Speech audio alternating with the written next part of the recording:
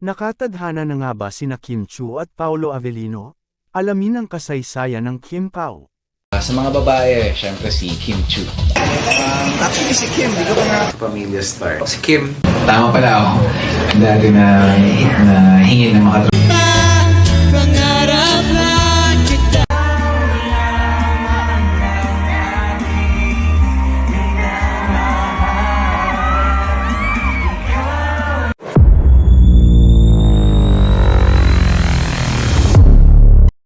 Naniniwala ba kayo sa konsepto ng tadhana? Hanggang ngayon, palaisipan pa rin para sa mga tagahanga ng Kim Pao kung ano na nga ba ang tunay na estado ng relasyon ni Kim Chiu at Paolo Avellino. Kaya naman, binalikan natin ang kanilang nakaraan 13 taon na ang nakalilipas at nagulat tayo sa mga ebidensya at senyales na nagpapakita na may espesyal na pagtitinginan na pala sila noong 2011 pa lang. Maraming tagahanga ang hindi makapaniwala na ang Kim Pao tandem ay nagsimula pala maraming taon na ang nakalipas at hindi lamang noong nagsama sila sa teleseryeng Linlang. Ang mga tagpo at sandali na nagpapakita ng kanilang espesyal na koneksyon ay matagal nang umiiral, ngunit ngayon lamang nabibigyang pansin. Noong 2011, maraming mga tagpo at larawan ang lumitaw na nagpapakita ng closeness ni Kim at Paolo. Bagaman hindi pa sila opisyal na magkasama noon, kapansin-pansin ang kanilang pagiging malapit at komportable sa isa't isa. Ang kanilang mga interview at guesting sa iba't ibang programa ay nagbigay ng mga pahiwatig na may namumuong espesyal na relasyon sa pagitan nila. Isa sa mga pinakatumatak na sandali ay ang kanilang mga behind-the-scenes na video at larawan na nagpapakita ng kanilang natural na pagiging sweet sa isa't isa. Marami ang nakapansin na may kakaibang chemistry ang dalawa, kahit na hindi pa sila opisyal na magka-love team noon.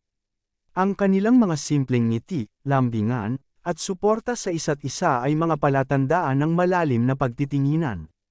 Sa kabila ng mga pagkakataong nagkakahiwalay sila ng landas dahil sa kani-kanilang proyekto at personal na buhay. Ang kanilang koneksyon ay nanatili. Ang kanilang muling pagsasama sa Linlang ay nagbigay daan upang muling sumiklab ang mga kilig moments na inaabangan ng kanilang mga tagahanga. Marami ang nagsasabi na tila destiny ang naglapit muli sa kanila upang magkasama sa isang proyekto. Ang video na ito ay magdadala sa atin sa isang pagbabalik tanaw sa mga pinagmulan ng Kim Pao tandem. Sa pamamagitan ng mga lumang footage, larawan, at interview, mapapanood natin kung paano nagsimula ang kanilang espesyal na koneksyon. Ang mga tagpong ito ay nagbibigay diin sa ideya na ang tunay na pagmamahalan ay hindi nawawala sa paglipas ng panahon, kundi lalo pang tumitibay. Habang pinapanood natin ang video na ito, mas mauunawaan natin kung bakit marami ang naniniwala na ang tambalan ni Kim Chiu at Paolo Avellino ay isang magandang halimbawa ng tadhana. Ang kanilang kwento ay nagbibigay inspirasyon sa marami na maniwala sa pagmamahalan at pagkakaibigan na hindi natitinag ng oras at pagkakataon. Bukod pa rito, ang kanilang tagumpay sa kanilang mga karera ay nagbibigay diin sa kanilang kakayahan na suportahan ang isa't isa. Ang kanilang mga proyekto, mula sa mga teleserye hanggang sa mga pelikula, ay palaging inaabangan ng kanilang mga tagahanga. Ang kanilang dedikasyon sa kanilang trabaho at sa isa't isa ay nagpapakita ng kanilang tunay na pagmamahalan at respeto. Sa kabila ng mga intriga at kontrobersya na madalas na bumabalot sa mundo ng showbiz, nananatiling tapat sina Paolo at Kim sa kanilang mga sarili at sa isa't isa.